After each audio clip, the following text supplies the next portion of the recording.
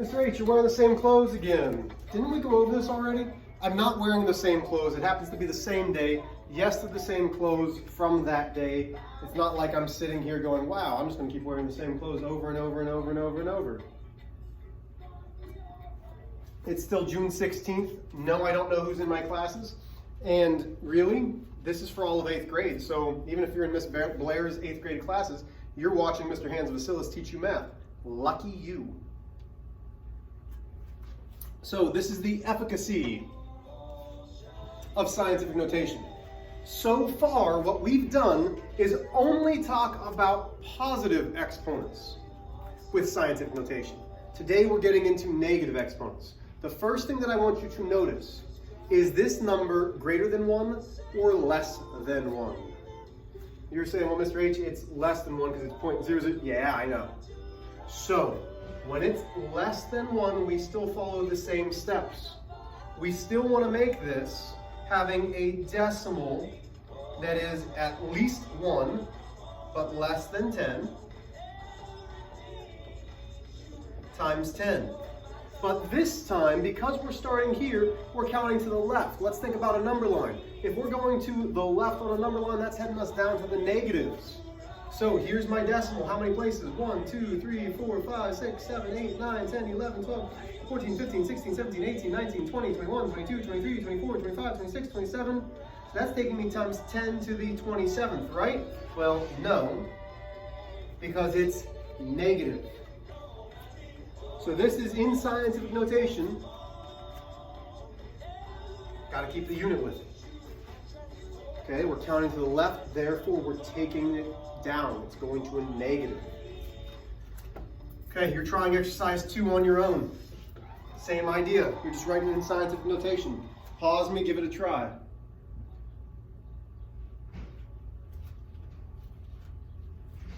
Okay, so if you're back, that means you've already done this.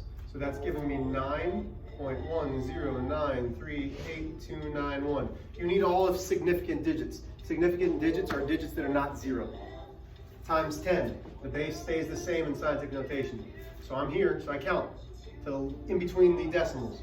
1, 2, 3, 4, 5, 6, 7, 8, 10, 11, 12, 13, 14, 15, 16, 17, 18, 19, 20, 1, 2, 3, 5, 6, 7, 8, 9, 31.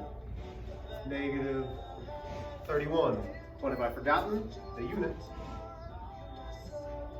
So you need to understand if we're counting to the right, it's a positive exponent. If we're counting to the left, it's going to be a negative exponent. If we move it to the left, we're taking them away. So you need to have those two numbers because that's talking about the mass of a proton and the mass of an electron. So exercise 4 says, compute how many times heavier a proton is than an electron. Find the value of a ratio. So the ratio is proton to electron.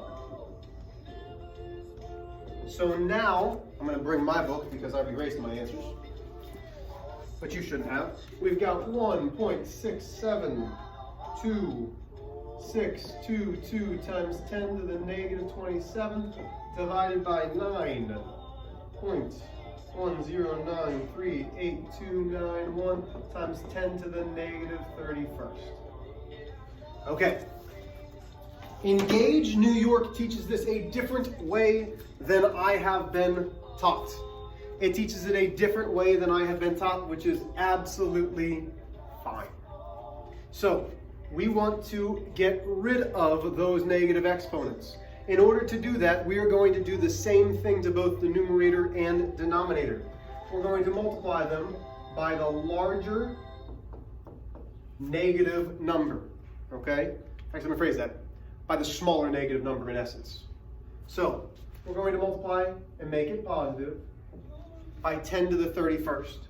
Why do I do this? Because 10 to the negative 31st times 10 to the positive 31st gives me 10 to the 0, which is 1. So when that becomes 1, this number times 1 is 9.109389291. This gives me 1.672622 times 10 to the like bases, we add the exponents. Negative 27 plus 31 is 4. So round your final answer to the nearest one.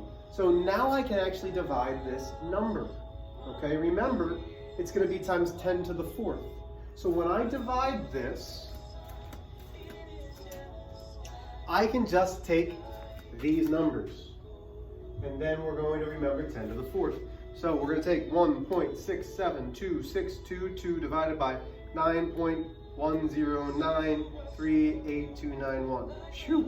And that gives me 0.183615292 times 10 to the 4th. Well, 10 to the 4th means 1, 2, 3, 4. That gives me 1,836.1. But it asks us to round to the nearest one digit. That gives me 1,836. Well, what is that? A proton is 1,836 times, and it's talking about heavier, help if I spell it right, than an electron. A lot of this goes back to those first 5 lessons or 6 lessons that we did. If you're unable to do your exponent rules, you're going to struggle with this. Okay? Go ahead to exercise 5. It's talking about the geographic area of California. So example 2 is just that. It's an example. It shows you everything that you would need to do to solve the problem.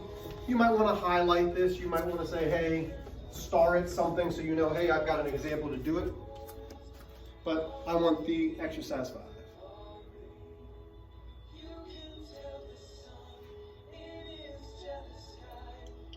The nice thing about this is it gives us the scientific notation of these. In terms of area, roughly estimate how many Californias would make up one US.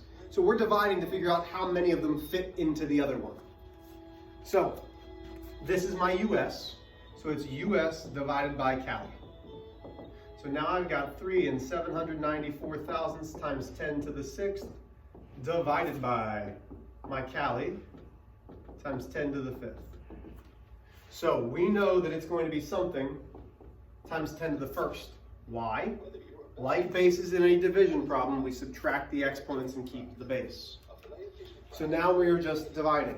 3.794 divided by 1.637 gives me 2.317. Does that really tell me anything about it yet? Well, no. We want to estimate this. How many Californias? Well, if it's 10 to the 1st, that means it's moving over, so that's 23.17. But estimate to the nearest one. So that's 23 what? 23 Californias would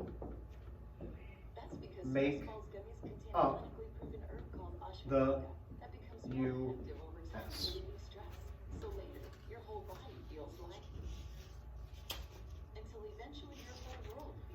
Okay, that's a quick lesson. Go to your problem set. You're doing numbers 1, number 2, number 3. You have to do number 1, number 2, number 3.